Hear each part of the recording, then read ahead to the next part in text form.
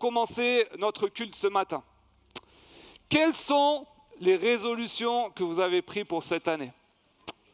Quelles sont les résolutions que vous avez prises pour cette année? C'est souvent la période où on prend des bonnes initiatives, on se dit, allez, ça y est, l'année recommence, 2024, je vais prendre des résolutions. Et ce que je vous invite à faire pendant 3-4 minutes avec les gens qui sont autour de vous, partagez une ou deux résolutions que vous avez prises pour cette nouvelle année. Allez, c'est parti, let's go!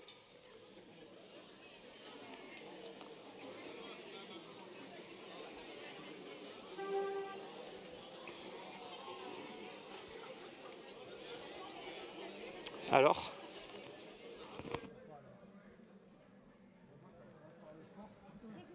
Comme chaque année ça revient. Au moins ça commence bien. Ça dure un mois et après c'est plus difficile. Hein, ouais. C'est toujours comme ça. C'était en Angleterre? Oui. On voit la famille et tout. Ouais, c'est bien. Ouais. Jusqu'au dernier moment, jusqu'à hier, c'est ça? Ouais. C'est revenu hier? Oui. Hier soir. Bon, c'est bien, c'était super. C'était tranquille. Mon famille, elle habite au même endroit. Oui, à Londres. Ah oui, c'est super.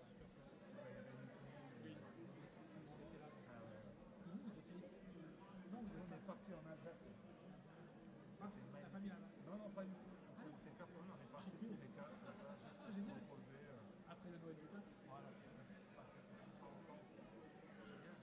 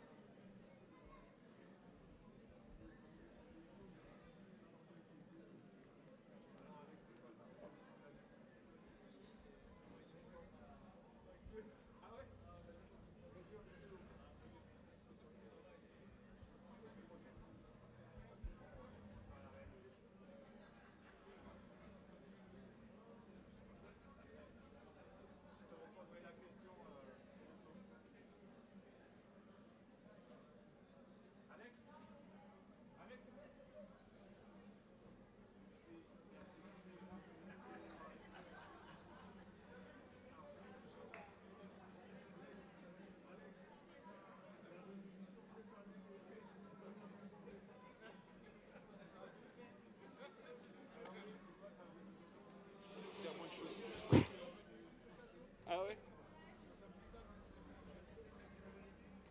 Ça c'est dur. Hein? C'est dur, il faut le voir concrètement. Hein? Ok, je vois qu'il y a pas mal d'échanges là. Hein? Pour ceux qui arrivent, on échangeait autour de nous. Quelles sont les résolutions qu'on a prises pour cette nouvelle année? C'est le moment, hein? C'est vraiment le moment. Et on refera le point au mois de juin pour voir qui a gardé la même résolution. Ou plutôt dans 2 semaines, on va voir.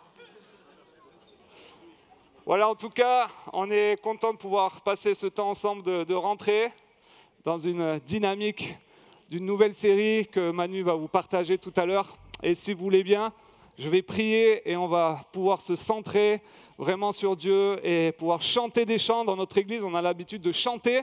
On appelle ça la louange pour adresser des paroles à notre Dieu qui lui font plaisir. Et je vais prier. Notre Dieu, avant toute chose, nous voulons te remettre cette année 2024 qui s'annonce devant nous. Au-delà de tout ce que nous voulons faire, nous voulons accomplir, au-delà de tous nos projets, Seigneur, nous voulons tout placer entre tes mains, en priorité. Nous voulons d'abord te satisfaire, nous voulons d'abord t'honorer dans notre façon de vivre, dans notre façon d'être, au travail, à la maison, à l'église, en toutes circonstances, t'honorer et te rendre gloire. Alors Seigneur, sois le maître de nos vies pour cette année encore. Aide-nous à tenir ferme, à tenir bon face à toutes les tentations qui sont autour de nous pour rester ancrés en toi et enracinés dans ta parole. Au nom de Jésus. Amen. Alors quoi de mieux que de chanter à notre Dieu pour se recentrer en début d'année. Et c'est ce qu'on aimerait faire avec l'équipe Louange, nous centrer sur Dieu et chanter son nom. Chantons ensemble.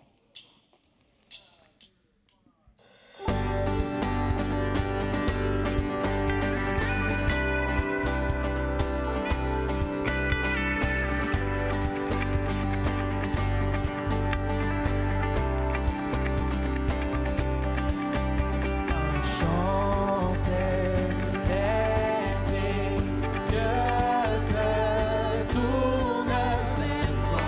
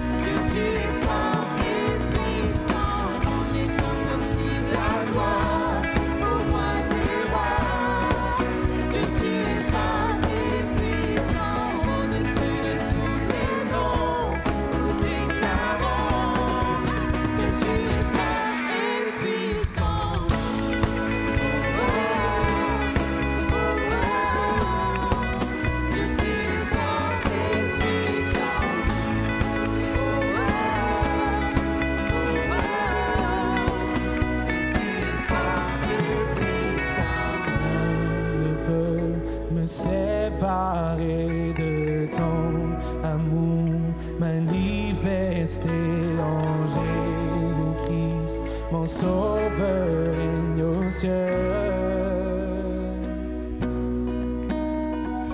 Rien ne peut me séparer de ton amour manifesté en Jésus-Christ, mon sauveur règne aux cieux.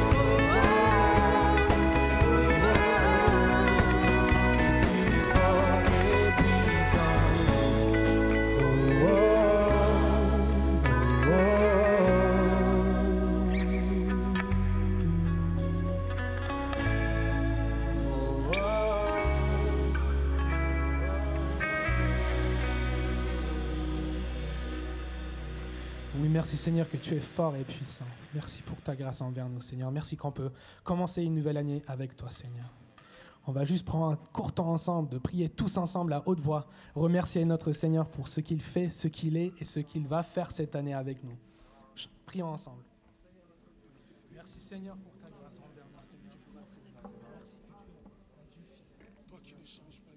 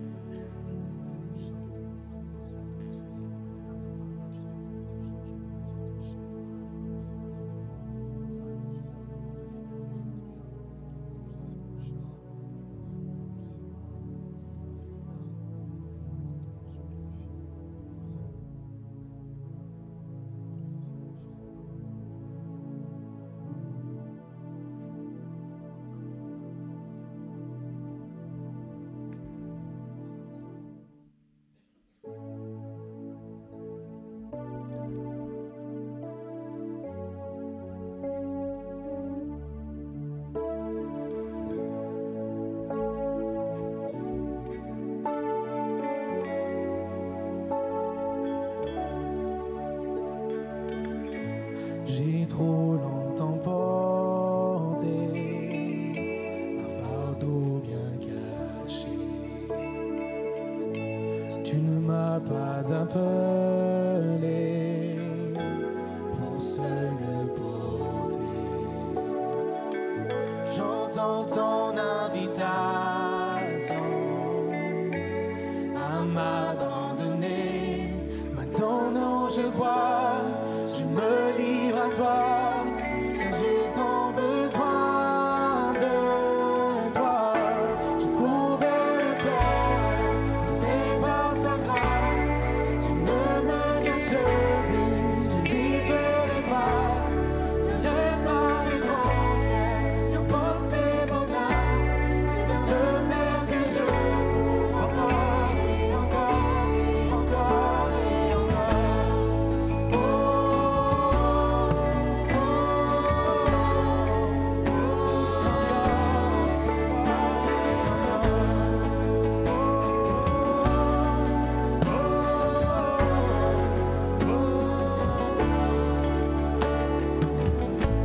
Tu vois ma condition, tu as un plan pour moi.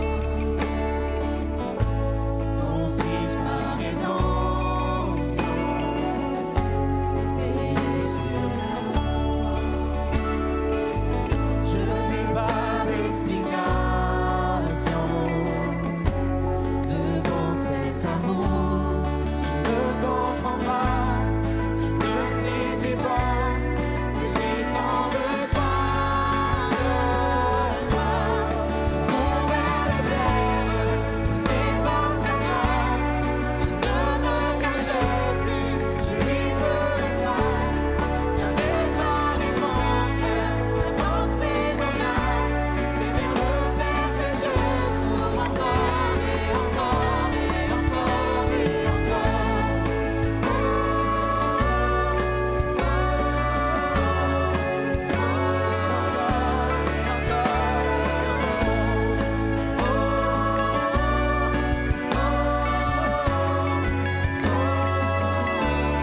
Tu avais ciblé mon cœur avant mon premier souffle.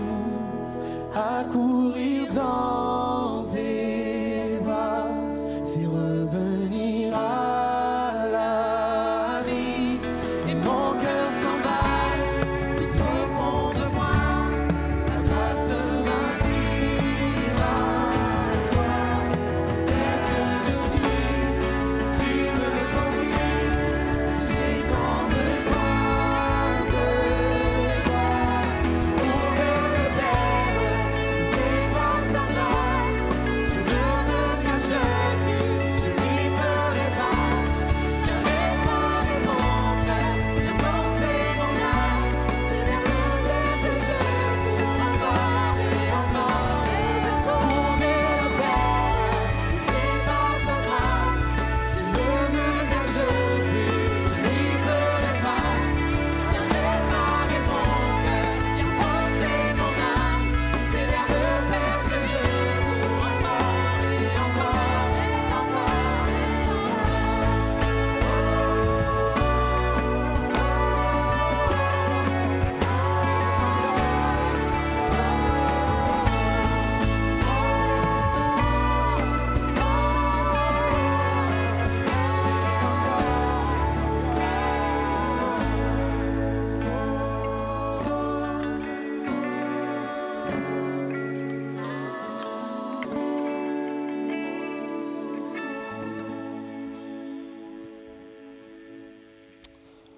Une fois de plus, Seigneur, cette année 2023 nous a montré combien nous sommes faibles, combien nous ne sommes rien et combien nous avons besoin de toi pour chaque aspect de notre vie, pour chaque jour de notre vie.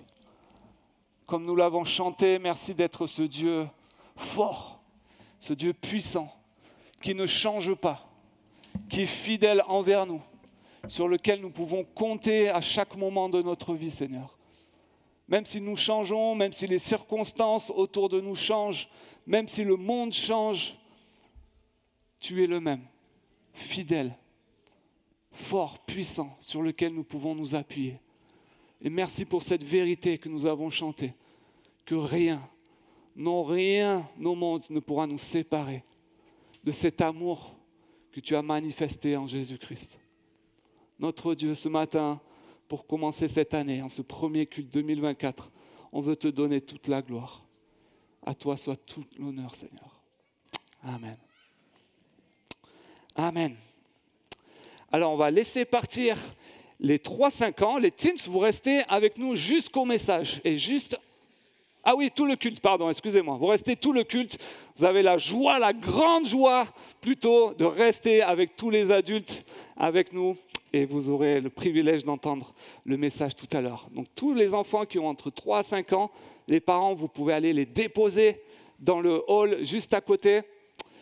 Et des animateurs vont prendre bien soin d'eux, les amener de l'autre côté. On a un bâtiment spécial pour les enfants et leur partager un programme adapté à leur âge.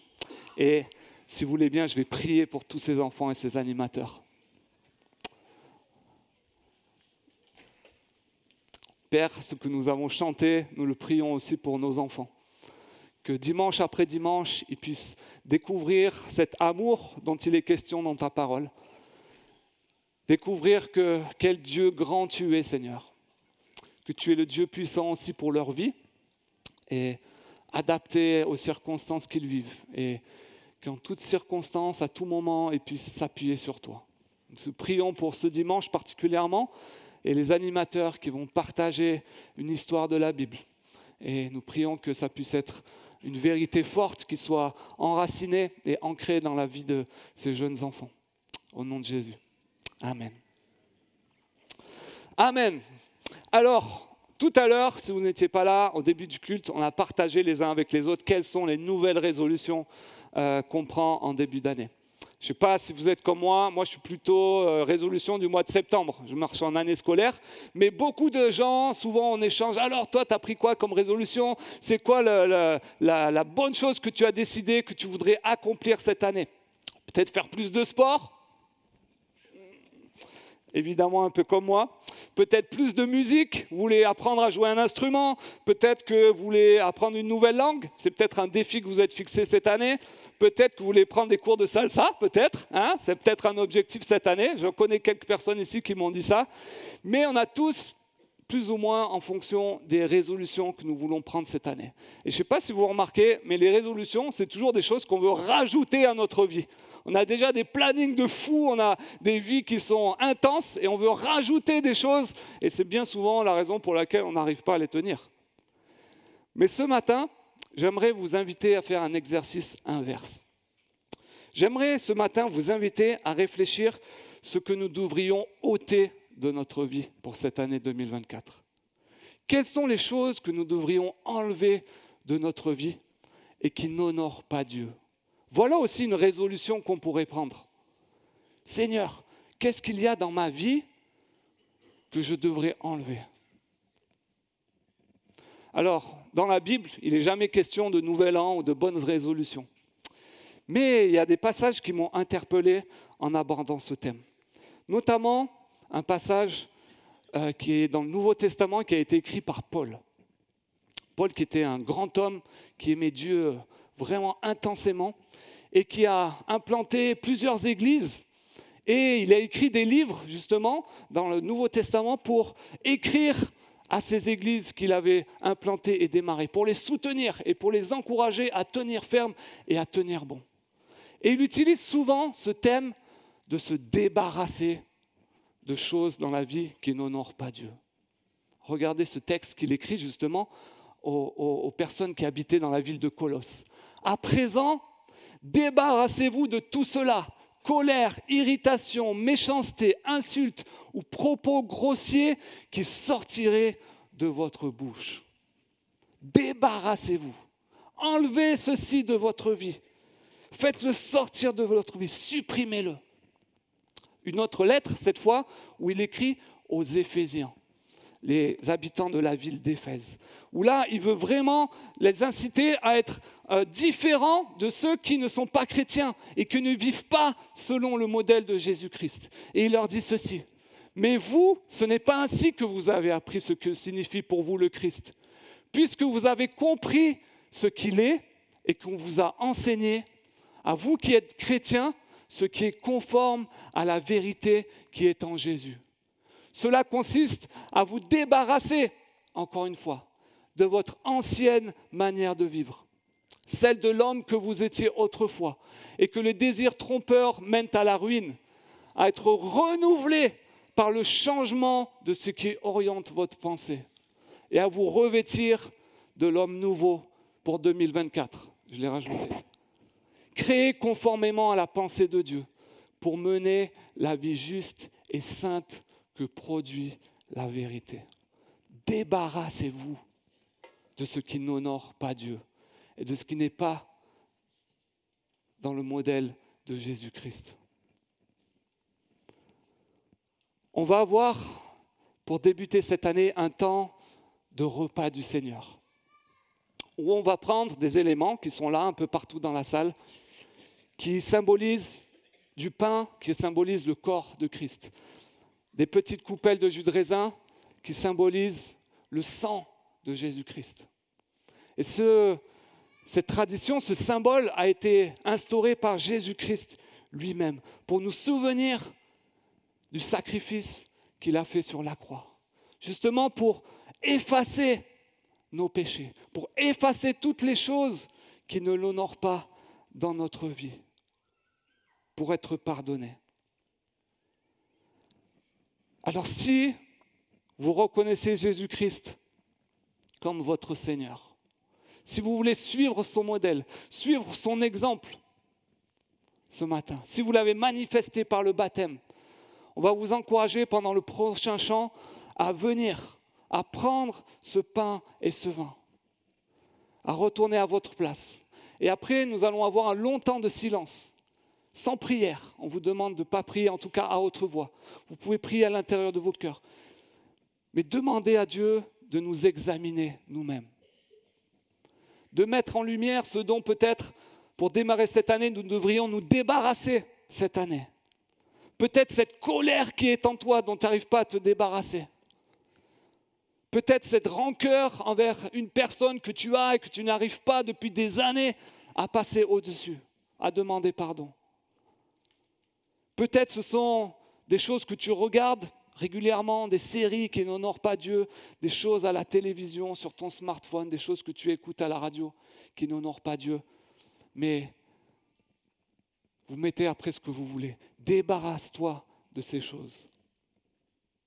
Et ce moment du repas du Seigneur, Jésus-Christ l'a aussi instauré pour qu'on puisse s'examiner nous-mêmes régulièrement, faire un scan un peu de notre vie et identifier ce qui ne lui plaît pas et le changer. Alors on va chanter ce chant qui nous dit justement qu'on veut arrêter tous les faux semblants, toutes les choses, toutes les apparences, tout ce que les autres voient. Là, c'est entre toi et Dieu. Demande à Dieu de mettre en lumière quelle résolution tu devrais prendre pour ôter des choses dans ta vie, te débarrasser pour cette année 2024. Et pendant ce chant, donc, vous pouvez vous approcher des tables et prendre le pain et le vin.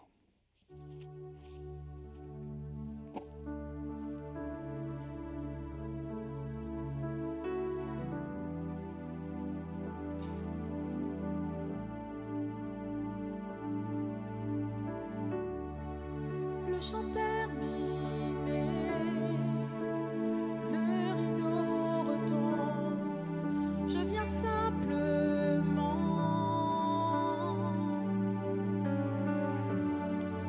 porter mon offrande, car j'ai le désir de réjouir ton cœur. J'apporte plus qu'un beau chant, chanter ne suffit pas pour répondre à ton appel. Les apparences sont trompeuses,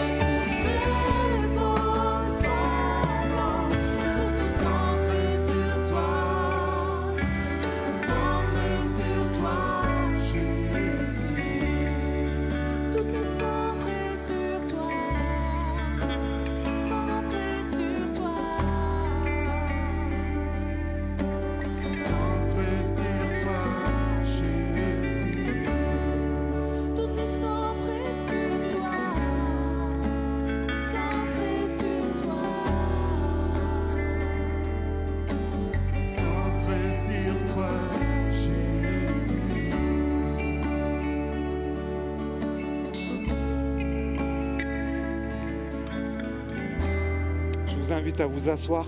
Nous allons avoir un temps de silence où chacun peut se placer devant Dieu, s'examiner soi-même, demander à Dieu de sonder son cœur, lui demander de lui montrer tout ce qu'il n'honore pas dans sa vie et prendre un engagement avec Dieu, une résolution de se débarrasser de cet aspect dans notre vie.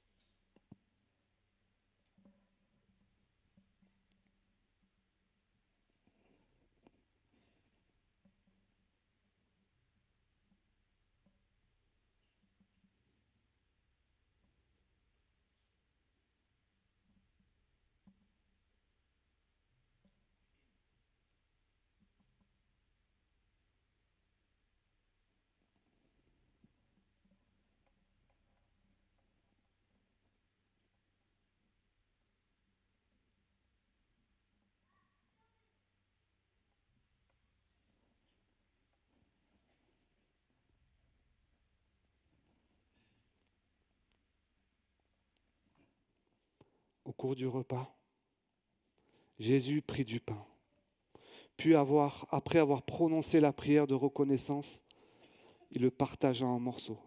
Puis il les donna à ses disciples en disant « Prenez, ceci est mon corps. » Je vous invite à prendre le pain.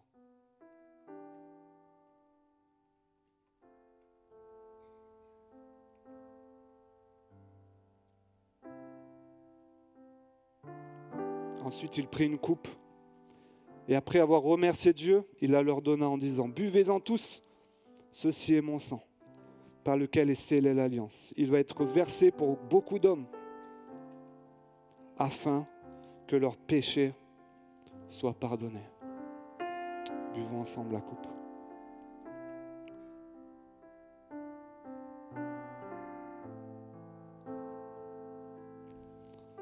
Nous avons la certitude que si nous croyons que Jésus-Christ est notre Sauveur, que sa mort sur la croix a un impact pour nous encore aujourd'hui, nos péchés peuvent être pardonnés. Ce que tu as remis au Seigneur dans ta prière, dans ton cœur, dans le silence, il a entendu. Et tu peux être pardonné de tout cela. Et il peut changer ta vie, changer ton cœur. On va encore chanter « Change mon cœur, Seigneur, et purifie-moi ».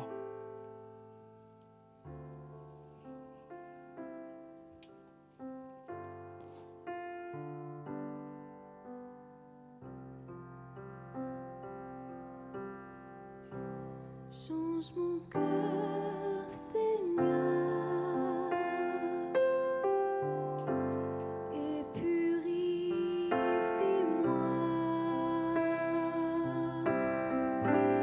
Change mon cœur, Seigneur, que je sois comme toi. Jésus, tu es le portier, je suis l'argile. Brise-moi, façonne-moi, oui c'est mon désir. Change mon cœur, Seigneur, et purifie-moi. Change mon cœur, Seigneur, que je sois comme toi. Jésus, tu es le portier, je suis l'argile. Brise-moi, façonne-moi, oui c'est mon désir. Change mon cœur, Seigneur, et purifie-moi.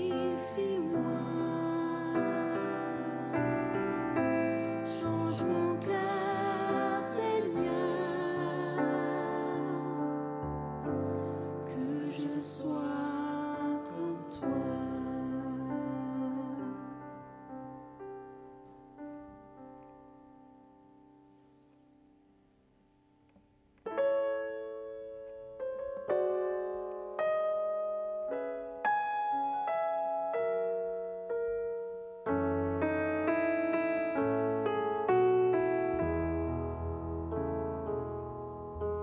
Jésus-Christ, je repense à ton sacrifice. Tu t'es humilié jusqu'à la mort.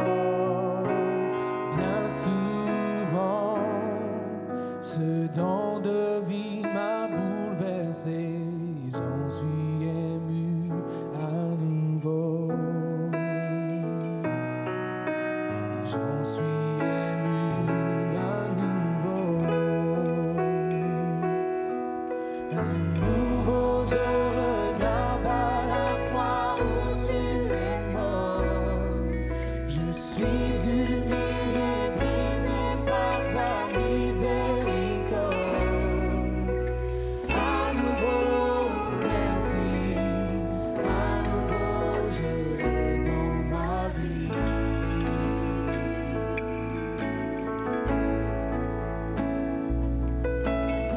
Aujourd'hui, tu règnes dans les lieux très hauts.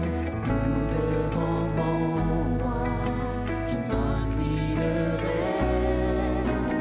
À présent, émerveillé dans ton salut, mon cœur t'exalte à nouveau.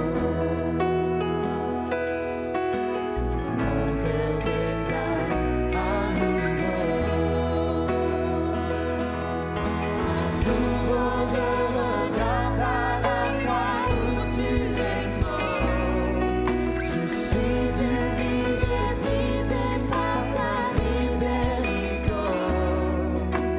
À nouveau, merci. À nouveau, je répands ma vie.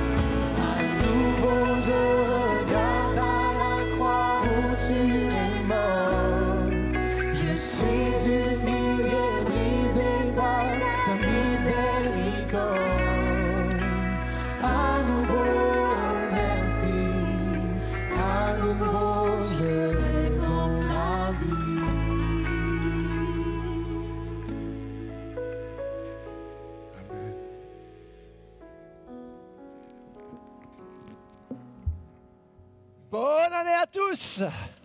Mes meilleurs voeux à tous ceux à qui je n'ai pas encore pu le saluer. Je vous souhaite une année marquée par une communion encore plus grande, plus profonde avec notre cher Seigneur, vers qui nous venons de nous tourner par ce culte. Petite annonce pour les teens, pour que vous compreniez maintenant comment va fonctionner les teens. Désormais, dès que le prédicateur se lèvera pour le message, vous vous lèverez, vous, pour aller à votre enseignement. Donc, vous partirez plutôt maintenant, vous voyez, 11h10, 11h15, selon la durée de la présidence. Donc, désormais, les teens, on ne fera plus l'annonce comme on le faisait avant avec une slide. Vous partirez quand la prédication démarre. Ça marche ? On va prier ensemble et puis regarder la parole. Notre Dieu, notre Père, merci pour ce temps centré sur toi, particulièrement en ce début d'année, Seigneur, où nous voulons vraiment nous accrocher, nous attacher, nous enraciner à tes promesses et à toutes ces vérités que ta parole nous révèle. Et nous te demandons vraiment ta grâce, Seigneur. Nous nous sommes arrêtés à la fin de l'année et nous avons reconnu que tu as été fidèle. Tu es fidèle par excellence. Mais nous voulons nous arrêter en ce début d'année et reconnaître que tu es le véritable. Reconnaître que ce sont tes paroles qui donnent la vie.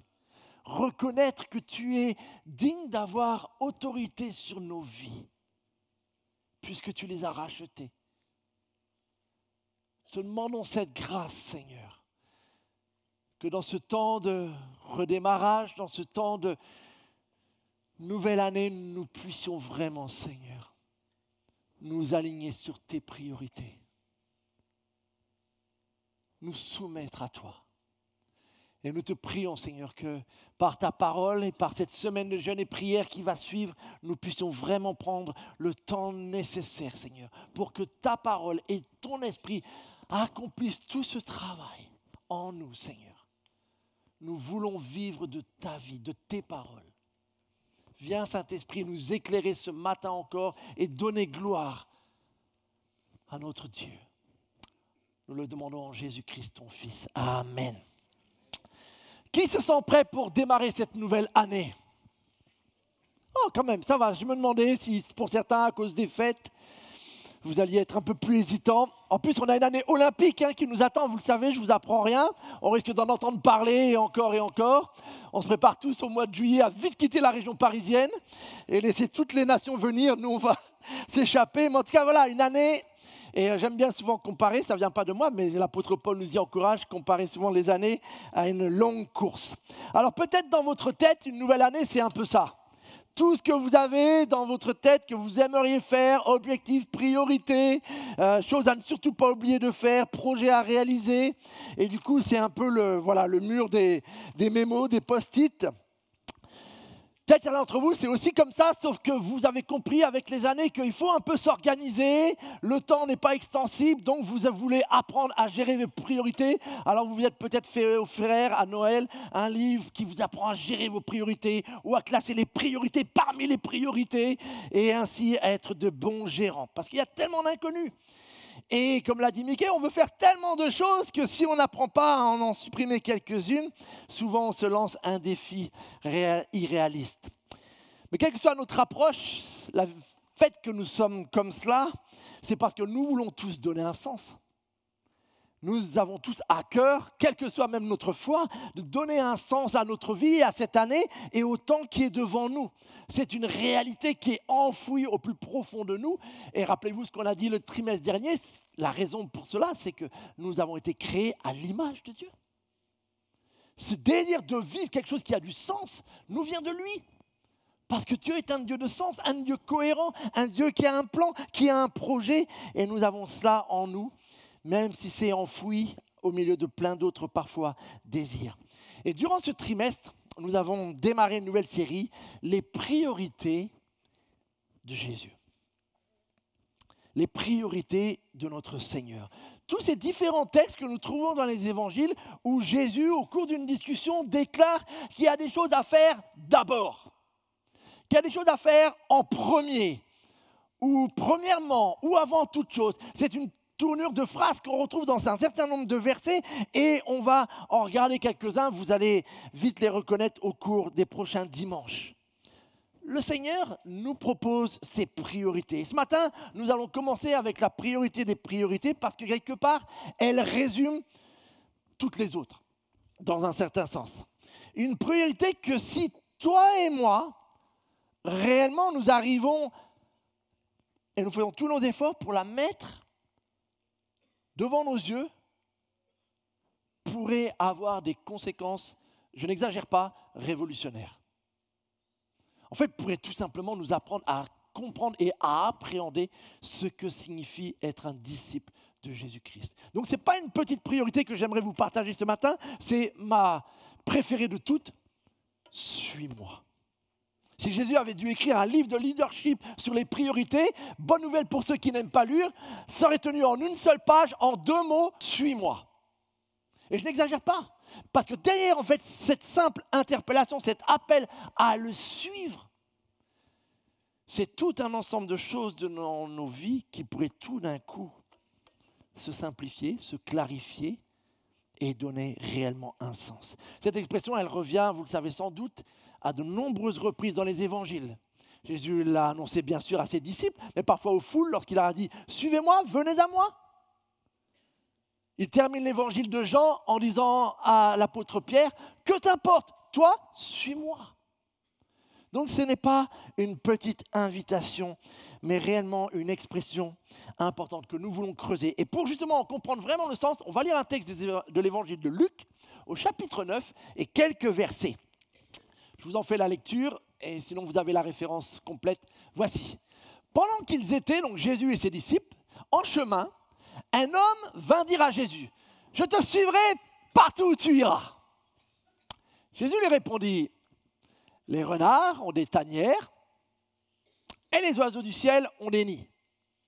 Mais le Fils de l'homme n'a pas d'endroit où reposer sa tête. » Jésus dit à un autre, « Suis-moi. » Mais cet homme lui dit, « Seigneur, permets d'abord que j'aille enterrer mon père. » Jésus lui répondit, « Laisse aux morts le soin d'enterrer leurs morts. Quant à toi, va proclamer le royaume de Dieu. » Un autre encore lui dit, « Je te suivrai, Seigneur, mais permets-moi d'abord de faire mes adieux à ma famille. » Jésus lui répondit, « Celui qui regarde derrière lui au moment où il se met à labourer avec sa charrue n'est pas prêt pour le royaume de Dieu. » 3 mini-conversations avec 3 personnes différentes, mais qui peuvent nous éclairer vraiment sur le sens de cet appel « Suis-moi ». Le premier, c'est Monsieur Bon Élève, « Je te suivrai partout où tu iras ». C'est celui, voilà, premier de la classe, 20 sur 20 en participation. Il a tout compris ce que Jésus a envie d'entendre. Et comment le lui reprocher? Parce que certainement, c'est le genre de choses que Jésus a à cœur qu'on lui dise. « Je te suivrai partout où tu iras ». Sauf qu'on sent que là, on a affaire un peu à monsieur émotionnel qui, dans sa réponse, n'a pas tout mesuré.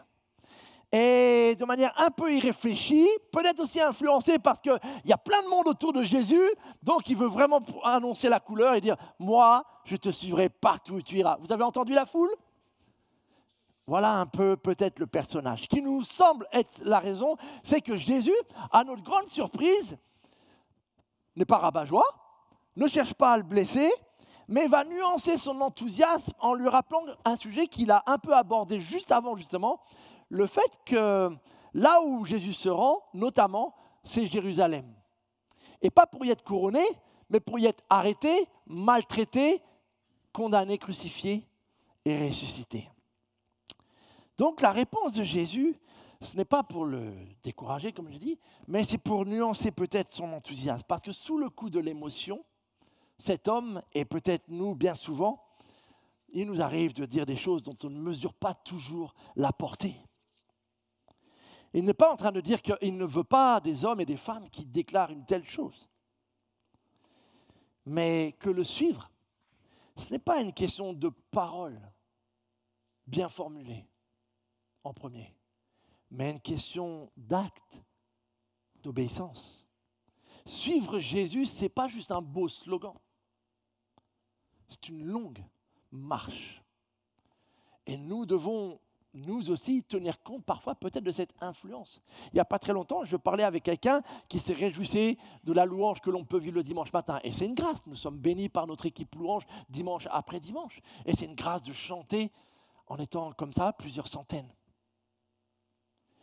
Est-ce que notre louange serait aussi fervente, les amis, si nous étions tout d'un coup, quelque part, peut-être en province, où il n'y a peut-être pas suffisamment de musiciens, ou peut-être il n'y a pas toute la sonorisation pour faire porter les chants? Est-ce que nous chanterions avec la même ferveur?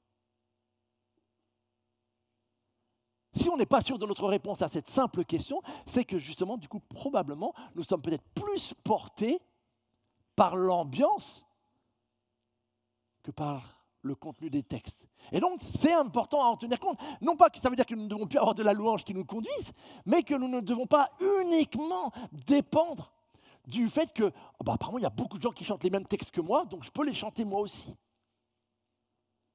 Et il nous faut réellement prendre compte que formuler des choses avec la foule ou au milieu de la foule doit aussi être suivi d'une capacité à peut-être le formuler le lundi matin quand je suis tout seul, au travail, ou dans un contexte peut-être un peu plus aride. C'est important. C'est contre ça que Jésus veut nous mettre en garde, et il le fait d'une autre manière. Je ne l'invente pas. Quand il dit un peu plus tard dans le même évangile de Luc, au chapitre 14, il aborde le même sujet par rapport au fait de le suivre. Celui qui ne porte pas sa croix et qui ne me suit pas, il ne peut pas être mon disciple. Vous ne pouvez pas plus clair. Et voici comment il va préciser les choses. En effet, donc les deux sont bien en rapport. Si l'un de vous veut bâtir une tour, est-ce qu'il ne prend pas d'abord le temps de s'asseoir pour calculer ce qu'elle lui coûtera et de vérifier s'il a les moyens de mener son entreprise à bonne fin? Vous voyez la pédagogie du Seigneur? Il ne dit pas qu'il veut que personne le suive. Il annonce, il invite des gens à le suivre et il précise le fait qu'il faut être prêt à porter sa croix pour le suivre en tant que disciple. Et pour éventuellement clarifier, il utilise cette image. Si tu te lances dans un projet de construction, personne ne va se lancer sans faire un minimum de plan, un minimum de calcul. Et il précise bien, avant de le faire, réfléchis, assis-toi et prends le temps de réfléchir. Et il nous invite à avoir d'une certaine manière une même attitude réfléchie avant de dire « je te suivrai partout où tu iras ». Il nous propose peut-être de d'abord, peut-être au moins lire l'Évangile. Comment voulons-nous suivre Jésus si on ne sait même pas d'abord qu'est-ce qu'il nous dit dans les Évangiles? Et notez ce que j'ai suivi, je voulais le souligner justement, c'est qu'il dit bien, est-ce qu'il ne prend pas d'abord le temps? On a de nouveau le même insistance sur une priorité, sur quelque chose à faire. Avant de suivre Jésus-Christ, si tu es en train de découvrir la foi, en venant peut-être au culte, et tu découvres, c'est une magnifique chose, et nous voulons que chacune soit les bienvenus. Mais avant de éventuellement dire, je veux te suivre Seigneur, je veux être ton disciple, je veux aller de l'avant vers le baptême, prends le temps de lire les évangiles. C'est le minimum. Prends le temps de mesurer les promesses que Jésus nous fait et les exigences qu'il a. Si on devait illustrer ça de façon moderne, personne d'entre nous ne se lance et signe un contrat sans avoir bien lu d'abord les clauses du contrat. Vous savez, parfois que ça peut nous arriver de ne pas bien lire une clause qui est en bas écrite en minuscule et ça se retourne contre nous. Ah désolé, c'était dans le contrat, il fallait tout lire. Jésus nous invite à la même sagesse. Non pas pour ne plus prendre la décision, mais pour prendre une décision qui est mûrement réfléchie. Donc, attention au danger du monsieur émotionnel. Deuxième, c'est monsieur, permets-moi d'abord. C'est plutôt, monsieur, j'ai moi aussi des priorités, Jésus. Parce que là, Jésus a un peu le sens de l'humour. Il y a quelqu'un qui lui dit, je te suivrai partout où tu iras. Et Jésus lui dit, réfléchis avant. Et là, quelqu'un qui ne lui a rien demandé dans la foule, Jésus dit, toi, suis-moi. Et donc, pris de court, il faut vite qu'il trouve une astuce pour répondre. Donc là, ce n'est plus l'émotionnel, c'est monsieur, j'ai aussi des projets, moi, dans ma vie. Je n'ai pas que ça à faire. L'homme a bien entendu, Seigneur, mais il ne dit pas non, mais il demande un délai. Il demande de pouvoir négocier, cette fois-ci, l'ordre des priorités. Et ce d'abord, permets-moi d'abord, dans la bouche de cet homme, fait toute la différence. Je veux bien envisager de te suivre, Jésus. Je veux bien envisager d'être chrétien, mais je reste celui qui définit les priorités. Aujourd'hui, ça donnerait peut-être « Permets-moi d'abord de profiter de ma jeunesse ». Sous-entendu de faire un peu n'importe quoi entre l'âge de 15 ans et 25 ans. J'ai connu pas mal de jeunes. Avec l'idée qu'à 25 ans, je reviendrai vers l'Église. Je peux vous dire que j'en connais beaucoup qui ne sont toujours pas revenus. Permets-moi d'abord de trouver un conjoint. Permets-moi d'abord de réaliser ce projet. Permets-moi d'abord d'acheter ma maison. Permets-moi d'abord de voir si tu réponds à ce sujet de prière.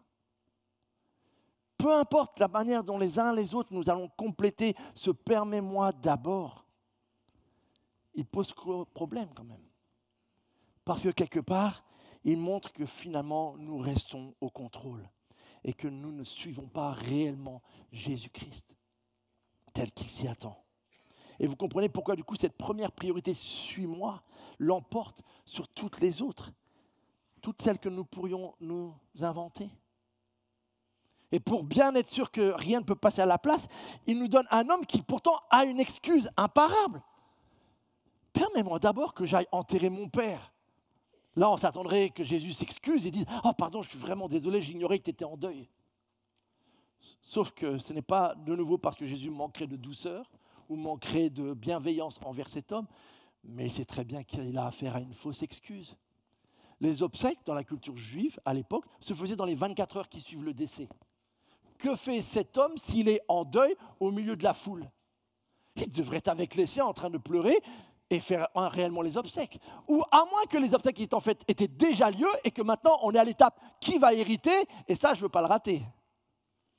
Mais vous voyez pourquoi Jésus n'entre pas, en tout cas a priori dans son jeu, ce n'est pas par dureté de cœur, mais c'est pour bien lui montrer que même cette prétendue excuse d'aller d'abord enterrer n'en est pas une. Jésus, bien ailleurs, a souvent mis en évidence l'importance d'honorer ses parents. Mais il peut arriver, et nous avons tous commis cette erreur-là, que parfois notre soi-disant obéissance à un commandement cache en fait une désobéissance de cœur. Nous prenons un principe que nous savons être plus ou moins biblique, religieux, pour finalement le transformer en excuse pour ne pas te suivre, Seigneur. Attention. Attention à ne pas vouloir maintenir nos priorités et à chercher de fausses excuses. Le troisième ressemble un peu au deuxième. C'est Monsieur Compromis. Je te suivrai, mais. Cette fois-ci, il est un peu entre les deux. Il prend les devants, il sent que Jésus veut une réponse favorable, alors il le déclare. Je te suivrai. Il a entendu la réponse de celui qui avait précisé partout où tu iras. Donc il dit, je ne vais peut-être pas m'aventurer sur ce terrain-là. Donc je vais nuancer. Et puis de nouveau, mais permets-moi d'abord de faire mes adieux. Qui lui a dit qu'il n'allait plus jamais revoir sa famille? Là, c'est l'art de amplifier peut-être la demande pour avoir une raison d'y renoncer quelque part. Dans une autre version, il est dit de prendre congé de ma famille. C'est plus seulement qu'il doit dire laisse-moi juste dire au revoir à mon père et ma mère. C'est laisse-moi dire au revoir à mon père, ma mère, mon cousin, ma cousine, tonton, tata, bère, etc. Et donc du coup, le temps qu'il ait dit au revoir à tout le monde, le Seigneur sera déjà mort, ressuscité et au ciel.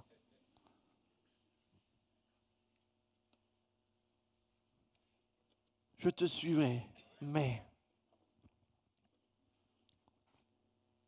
Et Jésus lui dit, attention, celui qui regarde en arrière,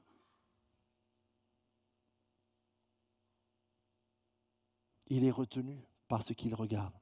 Vous connaissez cette histoire de la femme de Lot. Et ce fameux regard en arrière qui l'a en fait paralysé. Qu'est-ce qui t'amène à regarder souvent en arrière dans le rétroviseur? Les finances?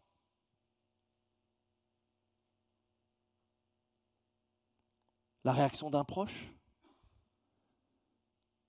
Le problème, c'est que ces regards en arrière, vous comprenez bien, et c'est ce que Jésus veut nous faire comprendre, ils nous paralysent en fait. Ils nous retiennent. Ils nous gardent et nous maintiennent divisés entre quelque chose que nous savons pourtant être la bonne chose à faire. Donc je ne sais pas parmi ces trois personnages, lequel, ou si c'est un peu un mélange des trois, vous interpelle le plus. On est tous, à des moments donnés, un petit peu de ces trois hommes, n'est-ce pas? Le côté très émotionnel parfois, le côté, quand même, j'ai ça que j'aimerais bien faire avant, d'abord, ou le côté compromis. Mais vous voyez que du coup, ce sont des mises en garde qui sont extrêmement importantes pour nous et qui n'ont rien perdu de leur pertinence. Je les observe dans ma vie, par moments, et je les observe dans la vie de beaucoup. Mais pour bien, justement, comprendre cette invitation de Jésus, je voudrais revenir au cœur de ce que Jésus est en train de dire. Suivre Jésus, suis-moi. Comment vivre une telle priorité concrètement, les amis, en 2024? Les personnes en question, elles avaient Jésus physiquement devant elles. Donc suivre Jésus était quelque part une réponse, bien sûr, avec le cœur. Et on l'a vu, tous ces problèmes de compromis, ces problèmes de raisonnement, etc., c'est avant tout des problèmes à l'intérieur d'eux-mêmes. Mais si éventuellement ils se mettaient à obéir comme les 12 disciples l'ont fait, ça devenait très concret de suivre Jésus. Et c'est là où peut-être ça devient des fois plus trouble pour nous aujourd'hui, parce que comment est-ce qu'on va suivre Jésus aujourd'hui? En fait, notre capacité à suivre Jésus va être profondément conditionnée par la vision que nous avons de lui aujourd'hui. Si Jésus, au final, n'est qu'un personnage historique, peut-être sympathique par ses propos, mais qui appartient au passé, qui est en plus complètement déconnecté de ce que nous vivons en 2024, ça n'a aucun sens de suivre quelqu'un. Ça serait comme si mon voisin me dit tout d'un coup, j'ai décidé de suivre Vercingétorix. Qu'est-ce que ça peut vouloir dire? Que tu t'intéresses à la vie de cet homme? Mais de toute évidence, il est impossible de savoir vraiment où est-ce que Vercingétorix le conduirait dans sa vie. Et pour beaucoup d'entre nous, peut-être nous entendre parler de suivre Jésus, ça peut avoir la même signification de dire, comment est-ce qu'on peut suivre Jésus concrètement? Mais si Jésus, et je précise bien si justement, parce qu'il n'y a que vous qui pouviez répondre à ces questions. Mais si Jésus est bel et bien ce qu'il dit être, le Fils de Dieu, si son enseignement est bel et bien vrai, s'il est réellement mort sur cette croix pour nos fautes et qu'il a réellement triomphé de cette mort, s'il est avec nous spirituellement aujourd'hui, en cet instant même, et que c'est possible du coup d'avoir une relation puisqu'il est vivant avec lui spirituellement, alors suivre Jésus n'a plus rien à voir avec le fait de suivre un vulgaire inconnu. Suivre Jésus, en fait, devient la possibilité de marcher spirituellement avec lui dans une relation d'amitié. Le mot suivre en grec, c'est acolyte, akolutos. Ça a donné en français le mot acolyte. L'acolyte, ce sont deux compères qui marchent ensemble pour des bonnes ou des mauvaises choses. Mais vous voyez l'idée en tout cas, c'est cette idée de marcher côte à côte, à proximité, avec un ami proche. Si c'est cela, suivre Jésus, en fait, dit autrement, il s'agit tout simplement de marcher avec Dieu. Un de mes versets préférés dans l'Ancien Testament, dans le livre de la Genèse, c'est la petite phrase qui est dite sur cet homme dont on ne sait pas grand-chose, à part qu'il s'appelait Enoch et qu'il marchait avec Dieu. Et étant jeune, je ne sais pas pourquoi, mais ça m'a tiré le résumé de cette vie. Enoch marcha avec Dieu. Mes amis, c'est toujours possible aujourd'hui.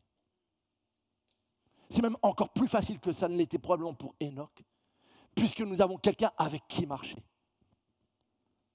Nous le pouvons par une relation spirituelle, par une connaissance de qui est Jésus, par une relation spirituelle, par la prière, nous pouvons réellement aujourd'hui, en 2024, marcher avec Dieu, jour après jour, instant après instant, dans cette communion. C'est le miracle incroyable que Jésus a rendu possible, mes amis.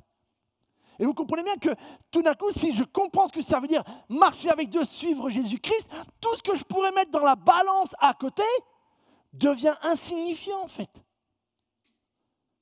Quelle priorité nous pourrions avoir dans la balance qui pèserait plus lourd que de dire « cette année, je désire marcher avec Dieu ».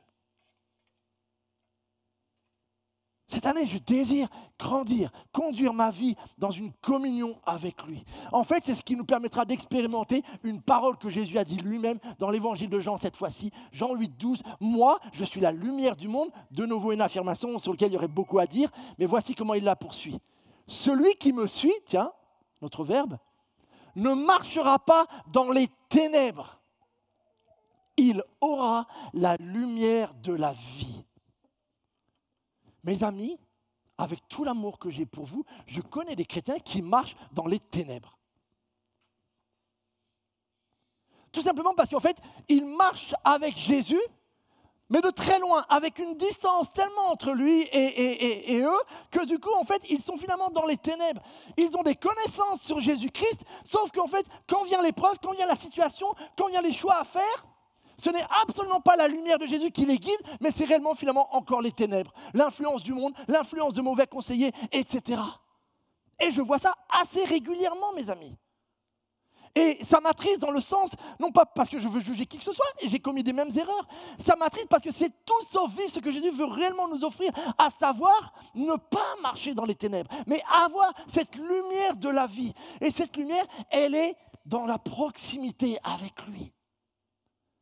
Et quand je suis Jésus-Christ dans ce sens-là, au sens de le suivre, et que je marche du coup avec lui, alors lorsque je vais être face à des choix, parce que nous aurons tous des choix à faire durant cette année 2024 certainement, il sera là. Je pourrai découvrir la portée du psaume 32, verset 8, qui me dit « Je t'instruirai, je serai ton conseiller, mes yeux veilleront sur toi, je t'indiquerai le chemin à suivre. » Qu'est-ce que vous voulez de plus explicite ? Mais ça, c'est possible si je suis à ses côtés au moment où je vais être face au choix. Si je suis amené à traverser une épreuve, il y aura des épreuves cette année. Peut-être certains terminer l'année 2023 avec une maladie de longue durée ou avec une situation qui n'est toujours pas résolue et elle est encore là début 2024, elle n'a pas disparu comme magie. Mais dans ces moments-là, si vous suivez Jésus-Christ, qu'est-ce qui va changer ? Vous allez avoir accès à sa paix. Il va vous faire comme il l'a promis dans 2 Pierre 3, 1, verset 3, qui nous donnera tout ce qu'il faut pour vivre dans l'attachement à lui. Tout ce qu'il faut. Même dans l'épreuve, même dans la maladie, même dans le chômage, même dans une tension de couple qui ne se résout pas, il sera là et je bénéficierai de ce qu'il m'a promis. Si je suis face à la tentation, là c'est sûr que si je marche très loin de Jésus-Christ, il ne faut pas s'étonner que je me prends les pieds dans le tapis à chaque fois. Mais si je marche et je le suis et que je suis sincère, Seigneur, tu sais que cette chose-là, j'ai du mal à y résister. Tu sais que cette situation-là, en général, ça me fait exploser. Mais je suis là, viens dans ta grâce. Croyez-vous que votre ami va dire, bah, vas-y, débrouille-toi. Ou qu'au contraire, je lui dis, je sais ce que tu vis. Et je suis là. Et je vais t'apprendre. Et je vais te donner ma paix. Et je vais te donner le secours que tu as besoin. Continue à prier. Persévère. Mais en marchant et en le suivant, vous allez bénéficier de la puissance de Dieu. À quoi ça sert honnêtement de chanter que Dieu est puissant si ça ne m'aide pas face à la tentation? Ça nous fait une belle jambe pour être honnête. Moi, la seule réalité que je vois que Dieu est puissant, c'est quand je le vois qu'il arrive vraiment à corriger mon sale caractère. Et là, je me dis, waouh, ça c'est de la puissance. Parce que quelque part, c'est presque plus difficile que de déplacer des montagnes. Hein. Changer un caractère, changer un trait de caractère, changer un trait de personnalité, ça ne se fait pas du jour au lendemain. Mais dans la proximité avec Jésus-Christ, peu à peu, les fruits de l'esprit, son caractère à lui, devient contagieux. Mais ça, c'est possible si je suis assez proche de lui. Et dès que je reprends mes distances, il n'y a pas de souci, hein, la vieille nature, elle revient. Et mes amis, le summum, renoncer à notre propre volonté, c'est certainement le plus difficile. Quand on a fait des projets, que tout d'un coup on comprend qu'il va falloir faire le deuil de ce projet. Ah, que c'est difficile. Je ne dis pas que toutes ces choses sont faciles. Mais voici pourquoi je crois que c'est possible. Notre Seigneur Jésus-Christ lui-même, à un moment donné, a dû suivre son Père. Ce qu'il nous demande, il est passé par là avant. Et quand dans le jardin, Jésus a prié intensément et a ouvert tout son cœur, et a déclaré, Père, si tu peux éloigner, franchement, ça m'arrange. Franchement, je préfère. Mais que finalement, il a dit, pour lui-même et pour nous tous, mais Père, non pas ma volonté, mais la tienne. Mes amis, ces simples mots changent tout. Parce que depuis ce jardin, personne n'avait dit ça depuis le jardin d'Éden.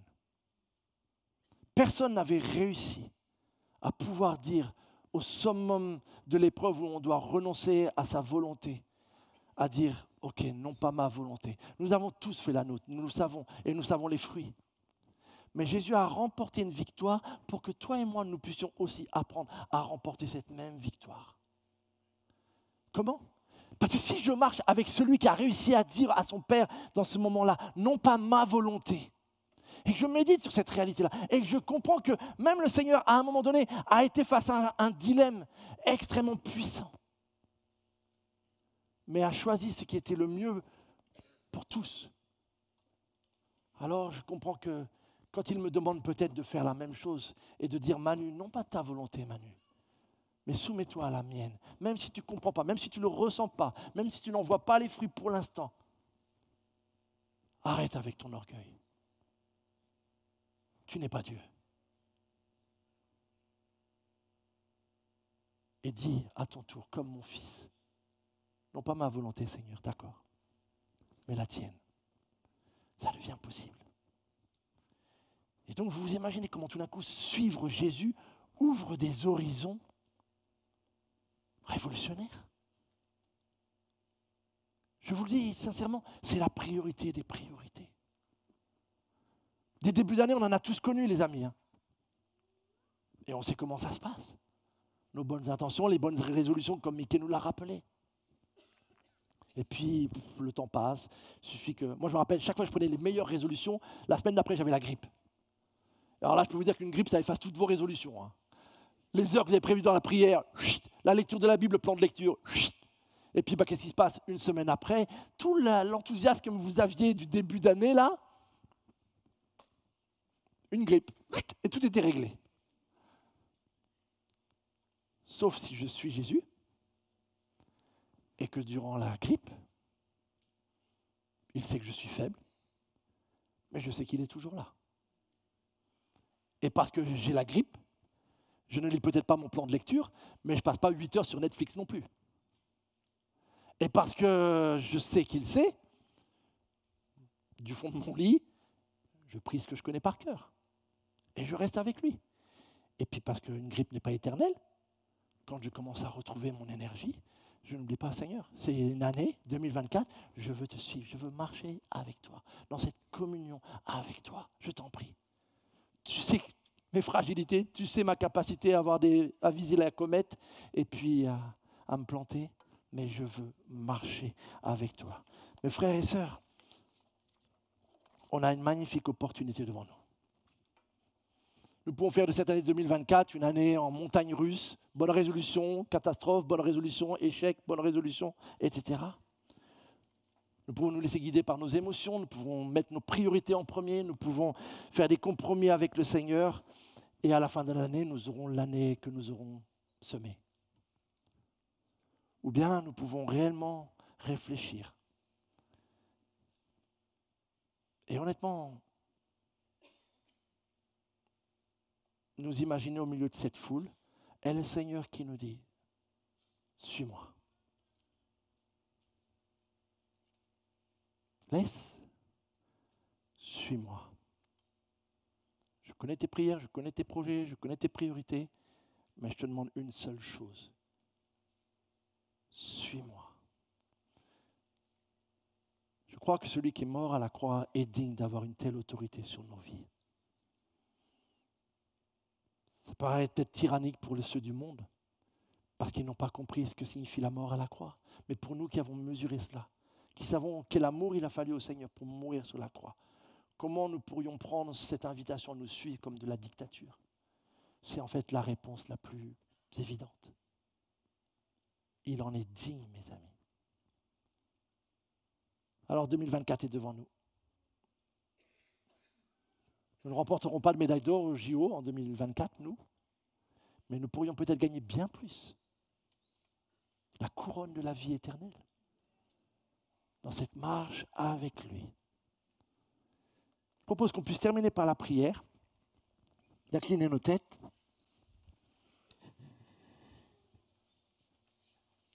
Et je ne sais pas ce qui se passe en toi. Mais je voudrais juste nous donner l'occasion, puisqu'on est en ce début d'année, de marquer une décision. Et si justement peut-être c'est une lutte en toi, mais que tu as envie et que tu désires en effet suivre Jésus. Tout simplement, et c'est pour lui, c'est pas pour moi, c'est pas un appel à la conversion, mais c'est plus une manière pour toi de marquer cette décision que 2024, tu désires marcher dans une communion avec lui, suivre réellement Jésus. Je t'invite juste à te lever et je veux prier pour nous encourager et nous fortifier tous dans ce désir, vraiment. Mais tout simplement pour pouvoir sceller ta décision et l'exprimer, non seulement bien sûr et par-dessus tout par ta prière, mais dire voilà Seigneur, je veux te suivre cette année. Je veux apprendre à être dans cette relation avec toi, dans mes situations d'épreuve, dans mes situations de tentation, dans mes moments de découragement, dans mes vallées. Je veux vraiment te suivre et ne pas perdre cette communion avec toi. Donc on n'est pas dans l'émotionnel, on est dans ce qu'on a évoqué. Je ne peux suivre Jésus que si je ressens qu'il en est digne. Mais voilà, le Seigneur a appelé des personnes au milieu des foules et nous a invités à nous prononcer. Et je vous propose cela et je vais prier. Seigneur Jésus-Christ, nous venons devant toi humblement. Tu sondes nos cœurs et tu nous connais parfaitement, Seigneur. Nos volontés et leurs fluctuations, Seigneur. Mais voilà, nous savons que tu es digne et nous savons que tu mérites, Seigneur, que l'on te suive. Parce que nul autre n'a les paroles de la vie comme tu les as. Nul autre n'a donné sa vie pour nous comme tu l'as fait. Et nous te demandons humblement, Seigneur, de nous faire grâce pour nos échecs et de nous faire grâce pour nous fortifier, Seigneur. Et nous aider cette année à lutter contre tous nos raisonnements qui nous découragent et au contraire, Seigneur, à nous permettre d'entretenir et cultiver cette relation avec toi qui nous aidera lorsque nos priorités refont surface, lorsque notre caractère refait surface, à pouvoir vraiment, Seigneur, nous rappeler, non, Seigneur, cette année, je veux te suivre. Guide-moi dans mes décisions, sois mon conseiller. Seigneur, je te prie cela pour moi-même et pour tous mes frères et sœurs, afin que tu aides et fortifie ceux et celles qui veulent en effet prendre cette résolution avec toi et faire de cette priorité de te suivre leur priorité de cette année. Bénis-les dans cette aventure de la foi. Bénis-les dans cette marche. Encourage-les, Seigneur. Nourris-les par les promesses de ta parole, Seigneur. Protège-les de tous les mensonges de l'ennemi qui viendra les décourager.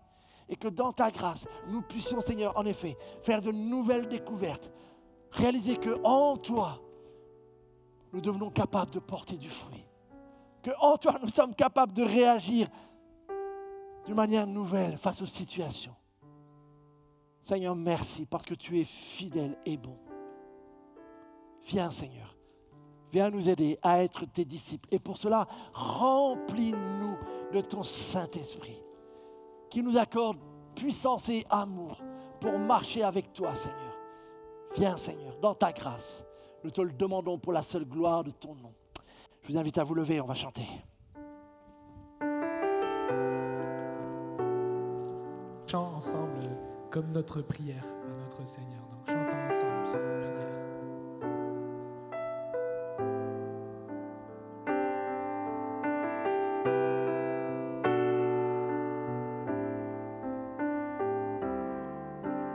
Mon plus cher désir, si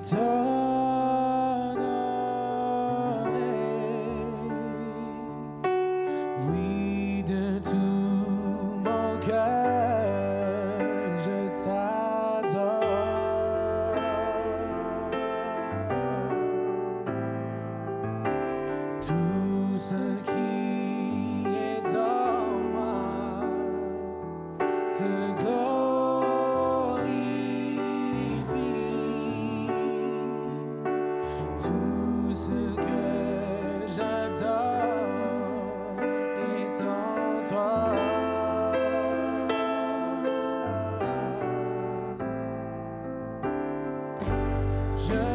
donne mon cœur, je te donne mon âme.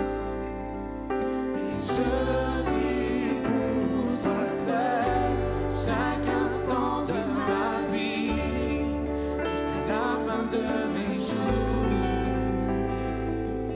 Ô Seigneur, règne en moi, je te donne mon cœur. Je te donne mon cœur, je te donne mon âme. Je vis pour toi seul, chaque instant de ma vie, jusqu'à la fin de mes jours. Ô Seigneur, règne en moi. Cher désir. Mon plus cher désir, c'est t'honorer.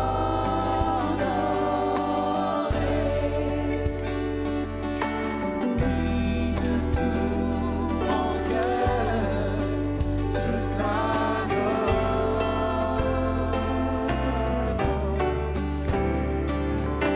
Tout ce qui est en moi te glorifie.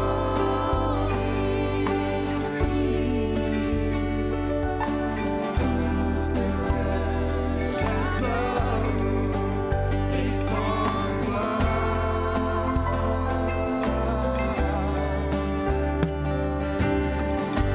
Je te donne mon cœur, je te donne mon âme. Je vis pour toi seul, chaque instant de ma vie, jusqu'à la fin de mes jours. Ô Seigneur, je te donne mon cœur, je te donne mon cœur, je te donne mon âme. Et je vis pour toi seul, chaque instant de ma vie, jusqu'à la fin de mes jours. Ô Seigneur, règne en moi. Ô Seigneur, règne en moi. Ô Seigneur, règne en moi. Ô Seigneur, règne en moi. Ô Seigneur, règne en moi.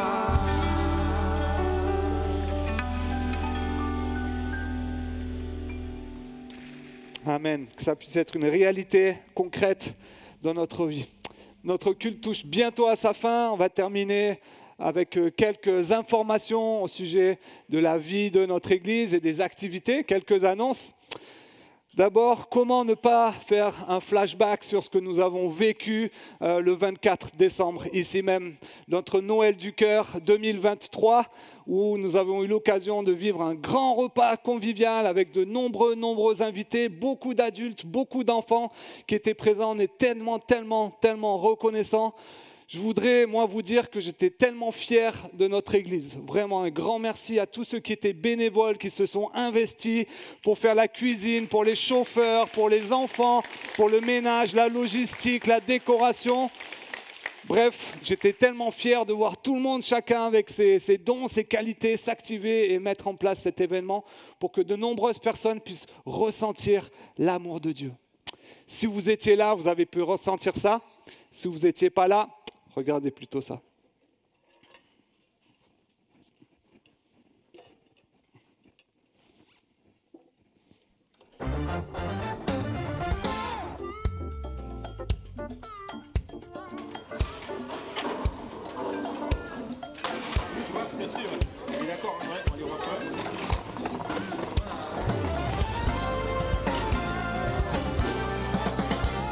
We wish you a Merry Christmas.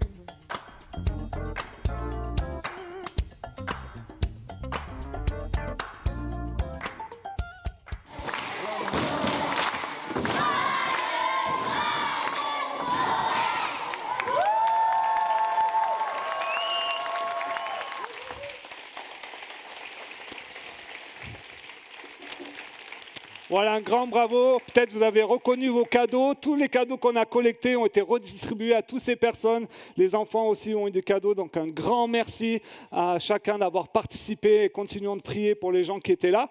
Notre but, c'est que vraiment ils puissent avoir expérimenté l'amour de Dieu et apprendre à suivre Jésus-Christ aussi. Donc, je continue. Cette semaine est une semaine de rentrée pour nous, donc une semaine particulière en début d'année où on va démarrer tous les soirs, de lundi à vendredi, un temps de jeûne et prière. On l'a dit et répété, moi et Manu, de notre volonté de mettre Dieu en priorité dans notre vie. Et voilà une bonne façon de commencer l'année. Donc, à partir de demain soir jusqu'à vendredi, rendez-vous ici dans cette grande salle où on va prendre un temps pour se recentrer sur Dieu avec des temps de prière tous ensemble, tous les soirs. Donc, ne ratez pas ces soirées-là. Peut-être vous ne pouvez pas être là tous les soirs, mais marquez dans vos agendas déjà les soirs où vous pourrez être présent, avec notamment une soirée spéciale mercredi où on aura l'occasion de prier avec les autres églises de Ponto qui vont venir aussi avec nous et on va pouvoir prier ensemble et prier spécifiquement pour notre ville. Donc, rendez-vous à partir de demain soir. Autre info, c'est que dimanche prochain, on aura un repas entre amis. C'est temps qu'on a habituellement dans l'année pour se retrouver après le culte, pour manger ensemble. L'objectif, c'est que chacun prépare quelque chose, l'amène et le partage avec les autres. Donc dimanche prochain, si vous voulez participer, n'oubliez pas d'amener, apporter quelque chose ou cuisiner quelque chose pour le partager avec les frères et sœurs. Autre info, c'est qu'on va avoir le samedi 20 janvier une session de Connaître Plus. Connaître Plus, c'est une formation biblique que l'on donne pour les adultes en dehors du culte qui se passe les samedis, normalement une fois par mois à peu près, avec différentes thématiques sur lesquelles on fait un focus, un zoom. Et pour celui du mois de janvier, la thématique sera la place de l'homme et la femme dans l'Église. C'est un sujet épineux parfois qui est abordé par différentes personnes, des théologiens ou même on entend d'autres personnes aborder cette thématique-là. Mais nous, on aimerait vous partager ce que dit la parole de Dieu, ce que nous croyons en tant qu'Église, ce que dit la parole de Dieu sur la place de l'homme et de la femme dans l'Église. Il y a beaucoup de choses à dire, évidemment. Je suis sûr que c'est un sujet qui vous intéresse. Donc, si vous voulez participer, inscrivez-vous à la fin du culte à l'espace Bienvenue ou alors sur notre site internet directement. Vous pouvez vous inscrire pour participer à cette session du Connaître Plus. Autre annonce, c'est qu'on a un week-end groupe de jeunes qui est en préparation en mois de février, fin février. Vous êtes là, groupe de jeunes ou pas? Oh, purée. Yes, ils sont là. Alors, pour les jeunes ou les parents, si vos jeunes ne sont pas là, vous pouvez aller vous prendre les formulaires d'inscription. La thématique sera la fête. Jésus au cœur de la fête. Donc, allez prendre les infos pour les inscriptions et inscrire votre enfant ou vous inscrire vous-même si vous êtes majeur. À la fin du culte, comme c'est le premier culte de l'année, on aura un apéritif spécial par notre équipe convivialité. Mais avant d'aller vers ça, je vais laisser la parole à notre chère Léa et Clément. Alors, Clément et Léa, vous savez, ils ont passé un peu plus d'une année avec nous. On était fiers d'avoir nos amis avec nous. Et puis, je crois savoir que vous allez voler vers d'autres horizons frisqués. Donc, je vous laisse la parole pour nous partager un peu ça. Exactement. Merci, Mickey. Tout d'abord, merci à toute l'Église. Et puis, on vous souhaite la bonne année, la santé, tous les projets, que vous puissiez suivre Jésus toujours plus.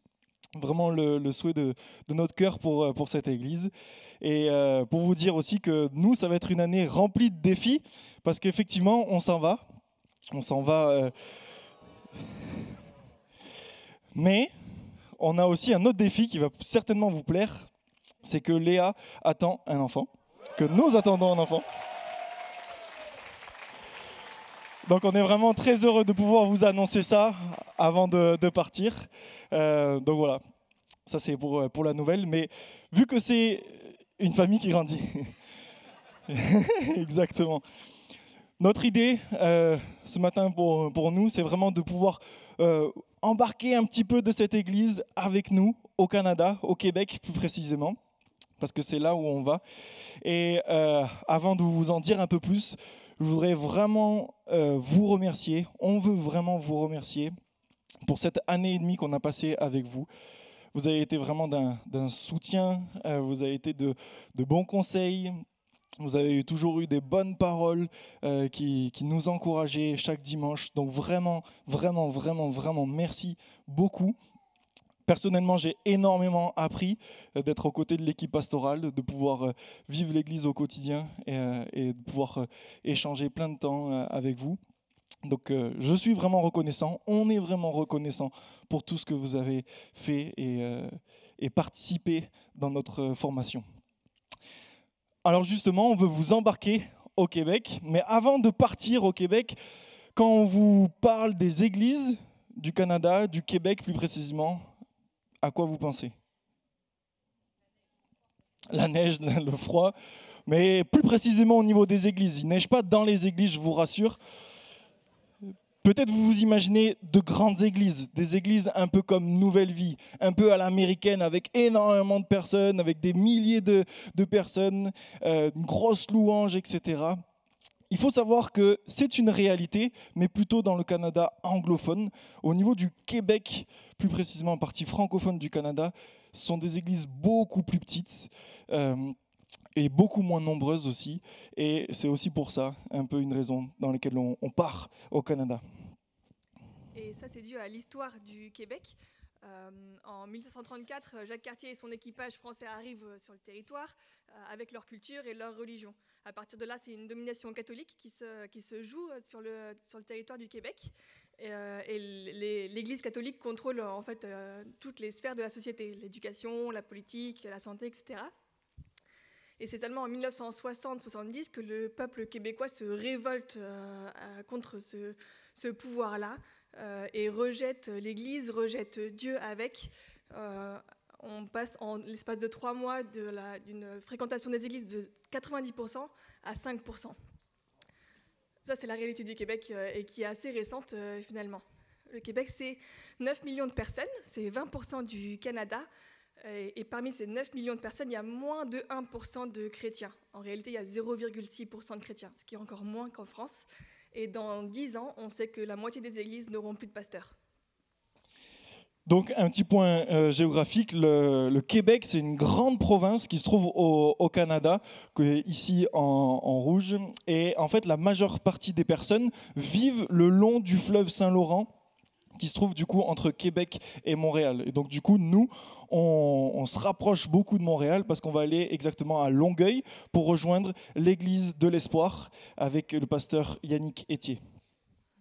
Un verset qui nous tient particulièrement à cœur, c'est celui-ci dans Romains chapitre 10, versets 14 et 15.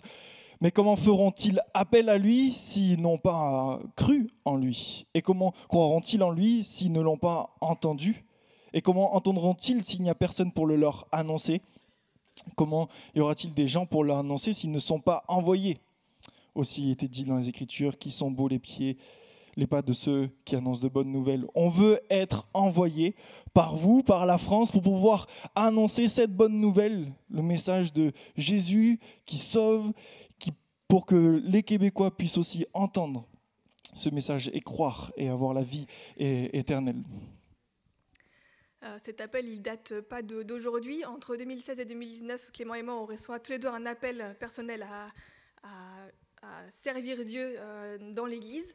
Donc on a pris le temps tous les deux de se former à l'Institut biblique de Genève. Clément a d'ailleurs terminé sa formation en stage à Ponto. Et durant l'année 2022, on a vraiment pris le temps de rechercher la volonté de Dieu pour la suite, pour nous. C'est cette année que Clément a un premier contact avec Yannick, que les discussions se mettent en route. En mars 2023, on visite le Québec pour voir si ça match, si Dieu confirme cet appel qu'on sentait. Et c'est pour ça qu'on part en mars 2024 pour s'installer là-bas pendant une certaine durée. C'est pas encore. On veut tous les deux servir en tant que couple pastoral. Oui, et puis vous connaissez ma passion pour la mission, donc on veut aussi mobiliser l'Église à la mission. De mon côté, j'aimerais pouvoir prendre soin des femmes dans l'Église et hors de l'Église aussi, évidemment.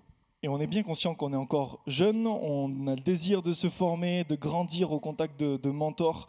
Donc ça, c'est aussi un des points importants qu'on va vivre les prochains temps.